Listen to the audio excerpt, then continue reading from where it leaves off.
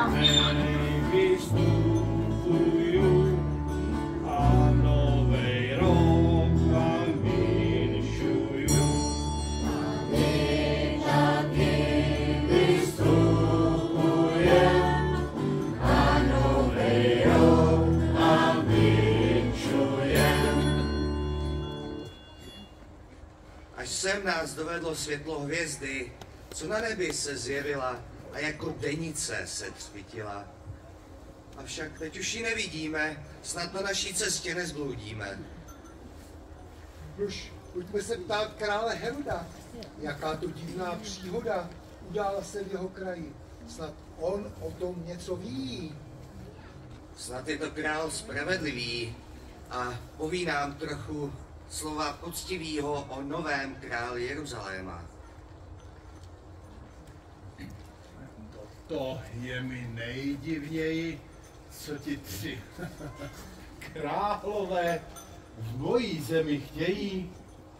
Sám si stačím panovati a nebudu se s nikým děliti.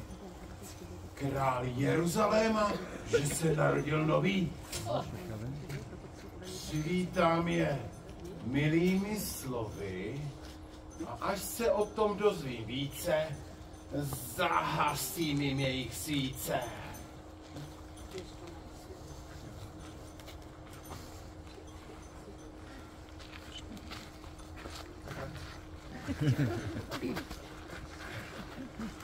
Jakou nesete mi novinu? Povězte to na rovinu. Hledáme Ježíše Krista, co narodil se v Betlémě dozajista. Hvězda nás o tom spravila a až ke tvým branám nás dovedla. Tak Ježíše praví a Krista tomu? Ten malý skrček mě snad vypudí z domu? Tak o tom já nemám žádnou zprávu. Ale jděte tam dolů k hnusnému davu.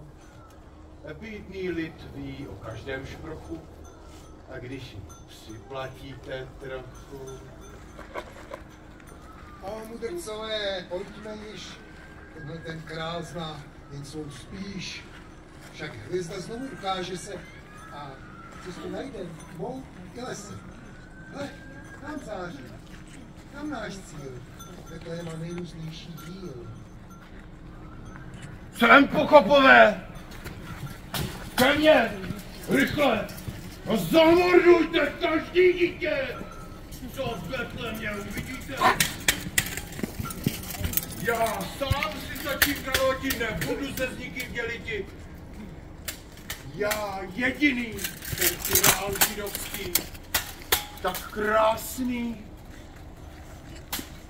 štíhlý, prostě božský.